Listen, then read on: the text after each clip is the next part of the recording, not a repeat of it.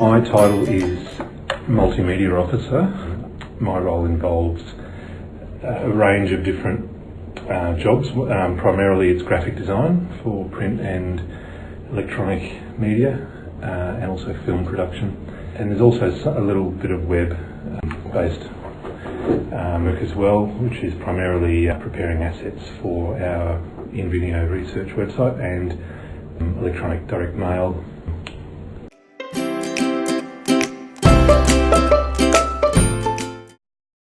I moved into graphic design in a fairly non-traditional way. I came from an art background, so I was a visual artist for a long time, basically self-taught in Photoshop and Adobe applications over the years before I sort of moved into more formal training in those areas. So I studied visual arts and design. I was a teacher as well for a long time, a visual arts teacher. So I eventually ended up in a role where I was a comms officer, graphic designer at a big private school in Geelong, and that's where I really sort of started to refine my expertise in the Adobe applications and other design applications. I was there for 4 years and then got a job at Deakin, which involved a lot of those skills as well.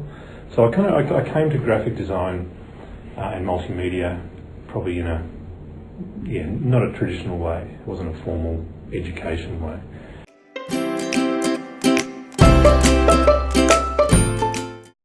Working in multimedia is so varied and is becoming more and more varied.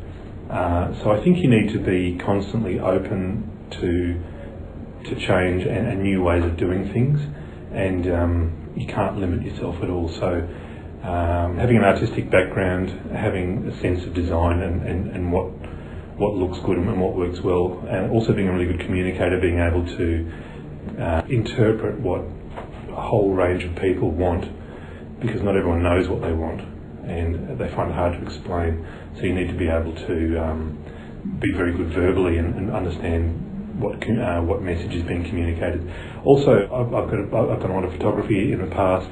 I've done a lot of videography in the past, and I've done it in different ways. I've done it for sporting events, I've done it for academic events, all sorts of things. So trying to take everything you've learned and incorporating it into the one role, I think it's really important. I think jobs are heading more and more that way. They're becoming a lot more agile.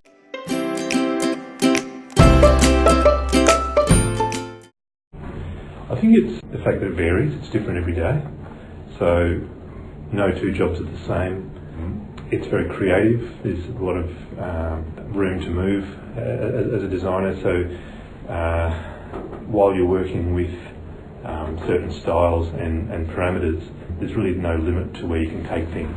I like being able to incorporate things that I've learnt. It could just be something that I've seen online, some informal training, it might just be some research that I've done, and take those aspects into another project.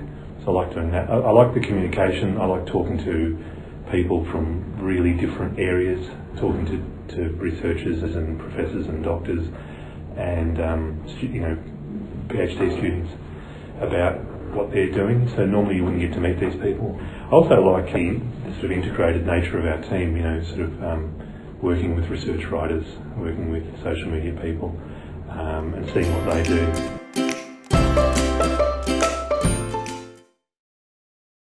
Time limitations. You want to do the best job you can, but you simply don't have the time to be able to do that a lot of the time. You've just got to, pump out work and give people something which maybe you're not 100% happy with. Another challenge is the fact that working in multimedia, you are across a lot of different areas. You spread very thinly.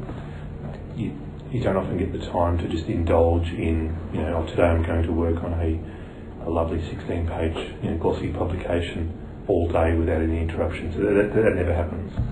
I've been here now for a little bit under 2 years, and the longer you're here and the more senior, role you move into, the more time you spend on the phone, the more time you spend writing emails, the more time you spend in meetings. That's a challenge, and it can be a little bit frustrating because you want to spend time on projects, creative projects, and you don't always get that time. But that's fine. That's part of the role as well. And also, skills become very, very niche. You know, certain things that I do, I can't really handball them to other people sometimes because I'm the only person that actually knows what that job actually requires. So there's a lot of prior knowledge that comes into some of those projects. So that's a challenge, you know, when you're working with interns or freelancers, is to sometimes, it's hard to hand over some of those projects because they don't have that prior knowledge. So yeah, it's a challenge. Delegating sometimes is a challenge with this role.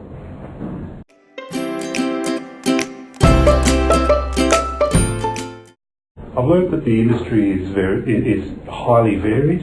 If you're talking about graphic design specifically, it's a really broad term that only has meaning in a context. So if you go to a screen printing company, or if you go to somewhere in the print industry, or if you go to a university or a school, it means something completely different. It means what they want it to mean. So I think that comes back to one of the earlier questions about being agile and having a really broad set of skills and trying not to limit yourself. Just being open to new applications and new interests and new technology all the time. Constantly keep researching.